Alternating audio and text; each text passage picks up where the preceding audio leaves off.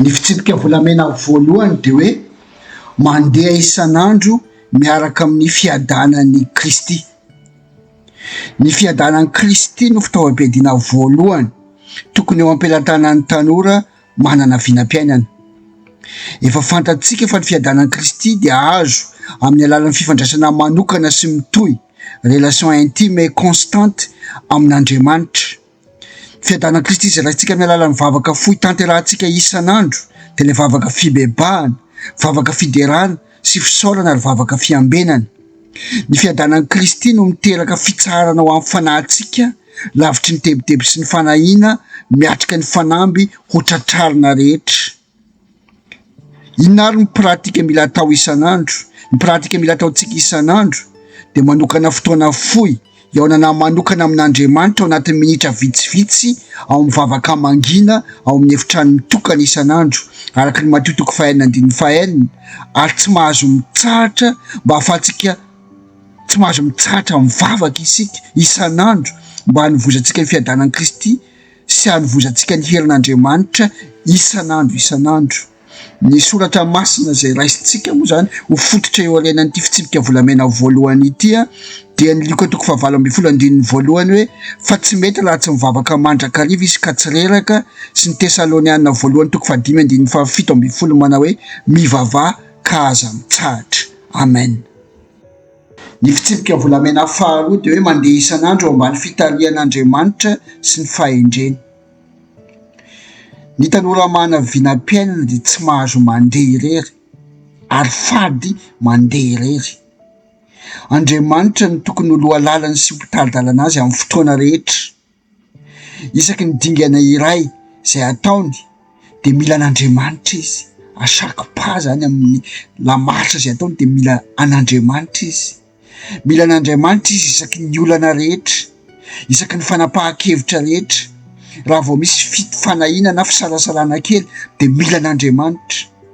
Mila manan-kolotsaina fahazarana manontany ny hevitr'Andriamanitra isaky ny zavatra mitranga mandritry ny tontolo andro ray manontolo.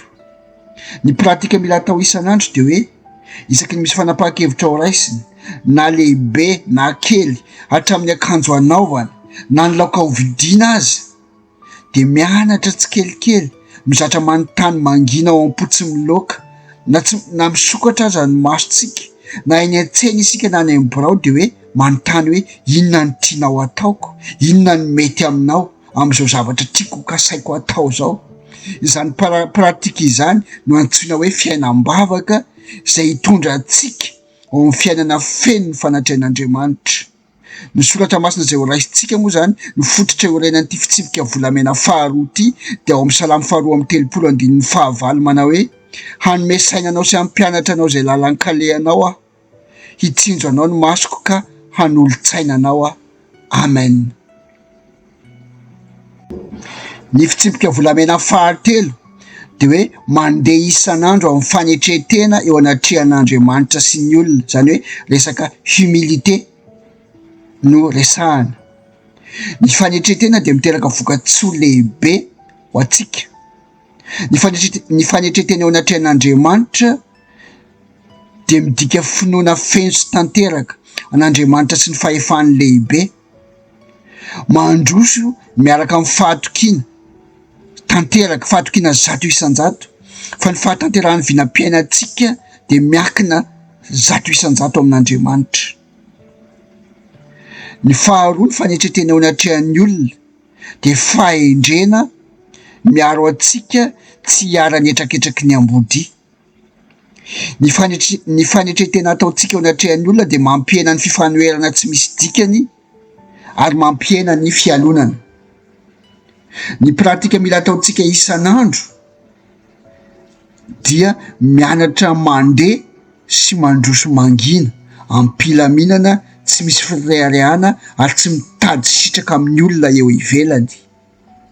Mianatra mametraka eo am-pelantanan'Andriamanitra ny hoavy sy ny fanatanterahana ny vinam-piainana rehetra miandry ny fotoana hanandratan'ny tompo antsika. Ny soratra masina zay orenan'ity fitsipika volamena fahatelo ity de ao am-Petera 1:5-5 manao hoe ko am'izany de manetretena eo ambanin'ny tana maherin'Andriamanitra mba hanandratana anareo amin'ny fotoan'andro. Romanina 12:5-6 tapany B mana hoe aza mihevitra izay avonavona fa aoka ho zatra amin'ny fietrena ianareo, aza manao ny tenanareo ho hendry. Ary ny farany de ny Lioka 4:10-10 zay mivaky toy izao amin'ny anaran'ny Tompo: fa zay rehetra manandra tena no hahetry ary zay manetry tena no hasandratra. Amen. Ny fitsipika volamena fahaefatra de hoe mandeha isan'andro miaraka amin'ny finoana sy ny fahatokina tanteraka ny fiarovan'Andriamanitra. Mazava loatra fa mandritry ny dian'ny tanora manana aviana de hisy fahavalo isakana sy animba, ary Satana sy ny miaramilany de hiasa andro aman'alina isakana ary hanapotika ny asa rehetra ary hanapotika ny fiainana sy ny vinam-piainana zay voafaritra rehetra. Fa ny tanora mahana vinam-piainana mirafitra ao amin'Andriamanitra de tsy tokony handany andro hijery ny fihetsiketsehana sy zay mety fampisehoana tanjaka sy hery ataon'ny fahavalo zay ampiororo atsika fa mibanjina any Kristy, lay mpanjaka lehibe, lay mpiandry tsara zay efa nanome toky sy antoka fa hamonjy atsika. Mila manana antoka tanteraka isika ry tanora zandry malala ao amin'ny Tompo, fa raha vao miaraka amin'ny Kristy isika de tsy maintsy mpandresy ary tsy maintsy mivoaka ho mpandresy na de mandalo fahoriana aza, arak'izay voasoratra hoe aty am'izao tontolo izao ny ahitanareo fahoriana, fa matrokifa izany fa naharesy izao tontolo izao. Ny pratika mila ataontsika isan'andro de ny voalohany indrindra de hoe mila tanterahana foana isan'andro ny vavaka fiambenana. Jereo le lesona mikasika ny fiadanana anaty, fa misy vavaka fibebahana, vavaka fiderana sy fisaorana, ary le vavaka fiambenana tena ilaitsika ny vavaka fiambenana afatsika mandroaka ny Satana miala amin'ny tontolo-piainantsika. Fa rehefa vita ny vavaka fiambenana, alohan'ny hivoaka ny trano isika na hiatrika asa aman-draharaha mandritry ny tontolo andro, de mila mizatra miresaka tsotra amin'ny fomba tsotra amin'ny Kristy, mana hoe miresaka ohatrany miresaka amin'ny zoky hoe Jesosy zoky be fitio, Jesosy tompoko, andeha hiatrika ny fiainako hivoaka am'izao tontolo izao indray a, de hamarino amiko indray amin'ny tian'io ty ny teninao, fa aniraka ny anjelinao masina hitoby manodidina ahy ianao ka hiaro ahy amin'ny loza rehetra. Amen. Zay ny faharoa, vavaka fiambenana. Faharoa zany tsika mangataka amin'ny Tompo hoe ny hanomezany atsika ny anjely hitoby manodidina atsika ka hiaro atsika amin'ny loza rehetra.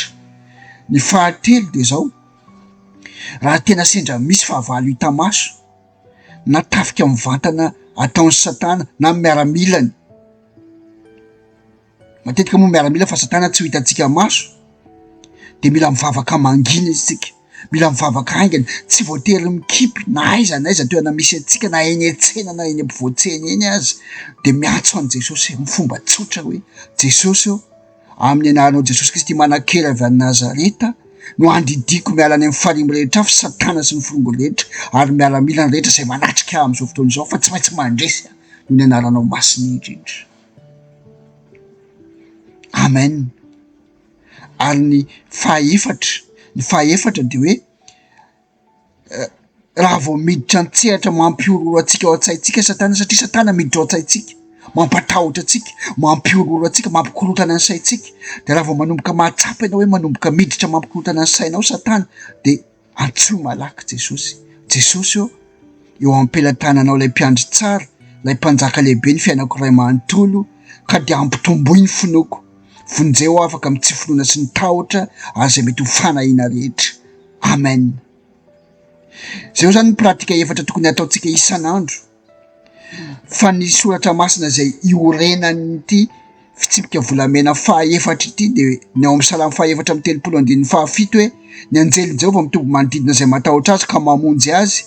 Ary eo amin'ny Isaia 1:20 manao hoe aza matahotra ianao fa momba anao aho, ary aza mielikelika foana fa izano Andriamanitra ao, mampahery anao sady mamonjy anao, eny mitantana anao amin'ny tanana ankavanan'ny fahamarinako. Amen.